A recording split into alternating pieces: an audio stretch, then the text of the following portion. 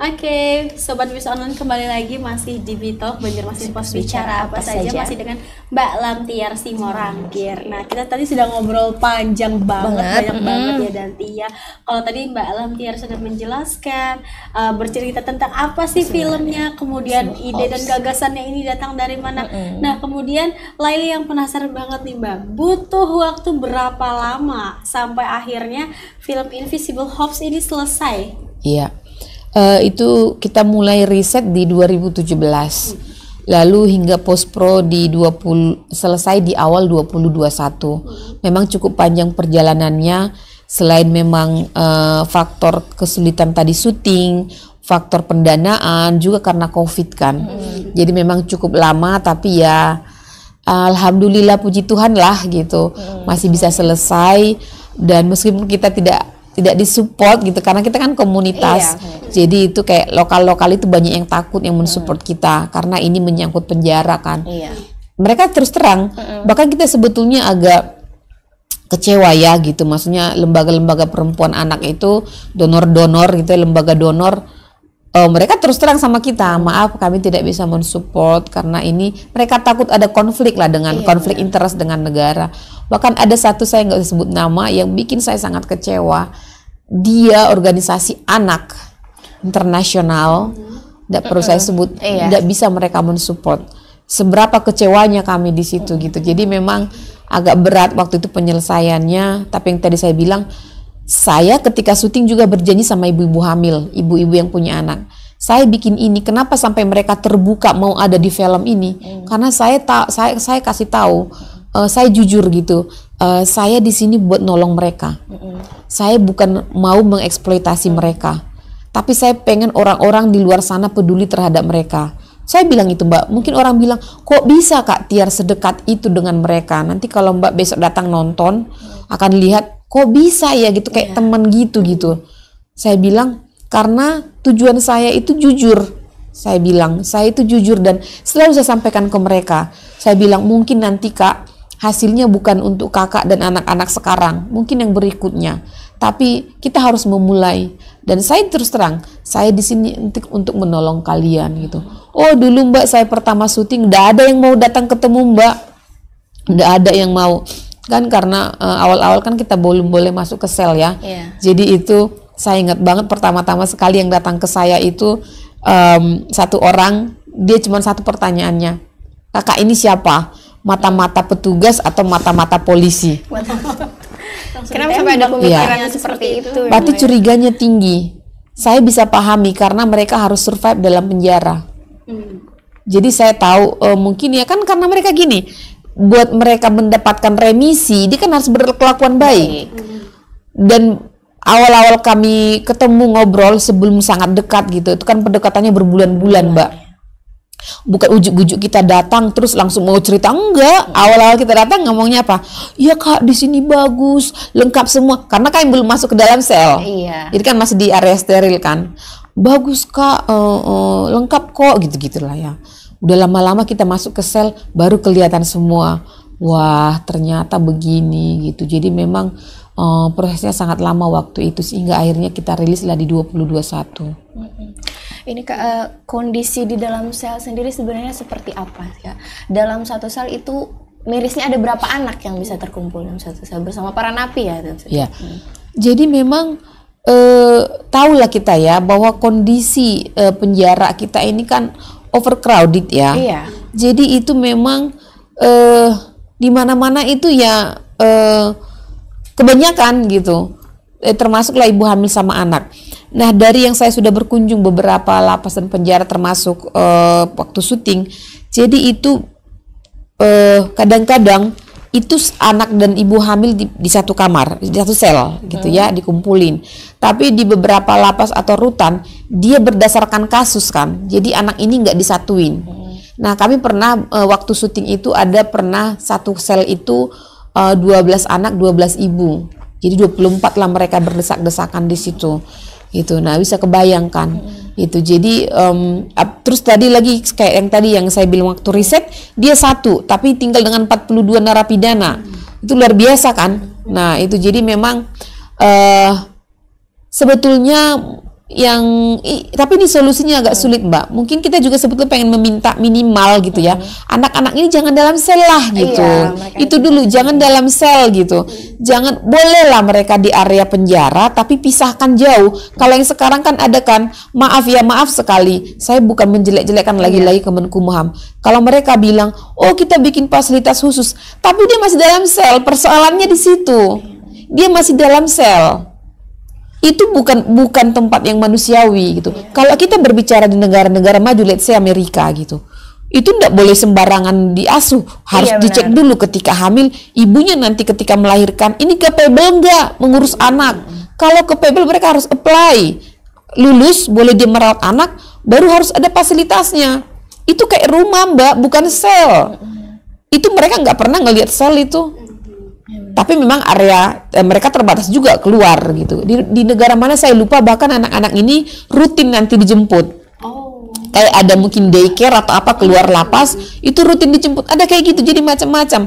Nah, di Indonesia, nah ini dia di sel. Maaf sekali lagi, sering saya dengar, oh ya sudah bagus, sudah dipisahkan. Tapi itu dalam sel, Mbak. Itu persoalannya. Dan itu secara regulasi setahu saya, itu belum ada yang memang anggarannya berapa khusus untuk anak, perawatannya bagaimana, makannya bagaimana, termasuk psikologisnya kan harus diperhatikan gitu. Bagaimana kunjungan keluarganya itu kan sangat penting gitu. Nah, ini sebetulnya yang memang sangat kompleks. Solusinya apa? Jangan hanya kita, bahkan tadi kan sempat kita bercerita bahwa boleh mereka sekarang sampai 3 tahun di dalam. Nah, sebelumnya itu hanya 2 tahun. Nah, revisi Undang-Undang Pemasyarakatan tahun 2020 sekarang jadi 3 tahun. Kita marah dong gitu. Semakin lama gitu, semakin lama. Jadi justru kita merasa kalau bisa jangan masuk gitu kan. Jangan masuk, tapi kok malah ditambah. Dan gini loh, maaf ya buat yang mengusulkan itu ditambah, siapapun Anda kalau lihat ini, Anda lihat nggak kondisi di dalam? Itu dulu, jangan hanya asal menambah itu mereka lamanya di dalam. Bahkan sekarang, Mbak, itu dulu itu di undang-undangnya belum dituliskan anak bayi di bawah 3 tahun boleh ikut ibunya ke dalam penjara. Sekarang itu sudah disahkan. Kalau dulu case by case ada. Jadi bisa kita bayangkan beberapa tahun ke belakang makin menumpuklah anak-anak di dalam penjara itu. Baik yang lahir di dalam ataupun dibawa dari luar. Apa tujuannya apa gitu loh? Kasihan ya, Mbak, ya, mereka dihukum untuk kesalahan yang tidak mereka lakukan sedari bayi gitu. Maaf ya, saya berani bilang, ini kan berarti kan negara abai gitu. Iya. Negara abai. Ngapain masukin ke dalam? Bahkan sekarang boleh bawa dari luar.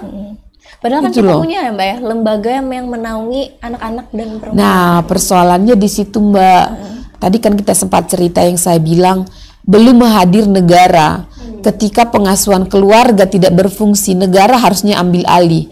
Misalnya shelter ya, untuk merawat anak-anak ini sampai ibunya keluar. Karena kayak tadi kalau bapaknya hilang nggak tahu kemana, keluarga menganggap dia aib atau nggak tahu siapa bapaknya. Yang tadi saya bilang, tadi sempat kita sebelum on air cerita, banyak juga yang hamil dari ketika misalnya di dalam rutan sesama tahanan, mereka hamil di situ, nggak tahu siapa bapaknya gitu. Jadi memang ini yang negara belum hadir, ini yang harus kita perjuangkan. Yang tadi sempat kita ngobrolkan, Mbak, ketika break itu memang tadi nanya mereka itu hamil dari luar atau udah hamil di dalam. Nah, ini temuan yang sangat menyedihkan buat kami karena ternyata banyak juga yang hamil di dalam artian begini. Di Indonesia masih banyak rutan yang digabung antara tahanan laki-laki dan perempuan, beda sel tentunya, atau di tahanan polisi. Nah, mereka mengaku ibu-ibu ini mereka bisa bayar petugas demi untuk berhubungan seks dengan laki-laki. Kenapa mereka melakukan itu? Yang tadi saya bilang, di penjara itu apa-apa mahal, mereka harus beli. Mau makan aja beli karena makanannya nggak bergizi di sana. Nah, sementara mereka nggak kerja atau keluarga tidak bisa mensupport mereka. Kan kalau yang keluarga mampu masih ada yang mentransfer bulanan. Nah, kalau nggak ada, demi survive dia akan menjajakan, itulah istilah mereka pacaran akhirnya hamil. Mungkin dia nggak bisa mendapatkan alat kontrasepsi karena melakukannya aja kadang cuma di gang, di toilet, yang penting bayar petugas melakukan udah selesai. Laki-laki butuh seks gitu, yang perempuan butuh uang gitu. Nah ini lagi-lagi kita harus edukasi gitu kan. Nah kondisi yang seperti ini saya bilang mereka juga korban, akhirnya hamil. Maaf kata ya, saya sering ketemu itu kalau berkunjung ke lapas-lapas itu, suka saya tanya, tapi mohon jangan dijadikan stigma ya. Itu ada istilah mereka anak beram.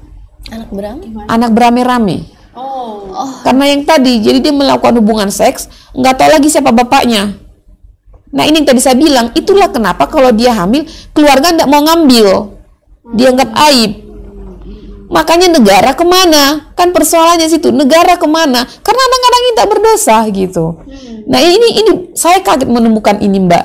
Dan di Invisible Labs itu ada satu ibu yang seperti itu, dan beberapa lapas pernah saya kunjungi ada juga. Dan ini harus, karena di Indonesia kan masih banyak rutan yang gabung laki-laki dan perempuan. Tapi Mbak jangan tanya ke saya apakah ada yang hamil dengan petugas. Sekarang saya nggak tahu. Beda case lagi ya. Iya. Nah kalau itu kan tadi sudah panjang banget tidak ya, bahwa memang ternyata ya para napi-napi perempuan ini struggle-nya luar biasa nih. Oh iya. Untuk bisa bertahan hidup di lapas itu luar biasa sekali, baik itu dari segi kesehatan, gizi dan segala macam. Akhirnya apapun dilakukan ya, bisa dibilang seperti itu ya Kak Tiar ya. Tapi mohon dicatat Mbak, kita di film ini kita netral ya, dalam artian gini. Dan ini juga pergumulan kita ketika bikin filmnya, ketika mengedit, bagaimana film ini tidak sepihak. Jadi kita harus bikin netral, jangan sampai seolah-olah memang kita perlihatkan kondisi real, bahwa mereka memang kesulitan, tapi kita tidak membuat mereka seolah-olah hero gitu kan, lalu membuat petugas kelihatan jelek.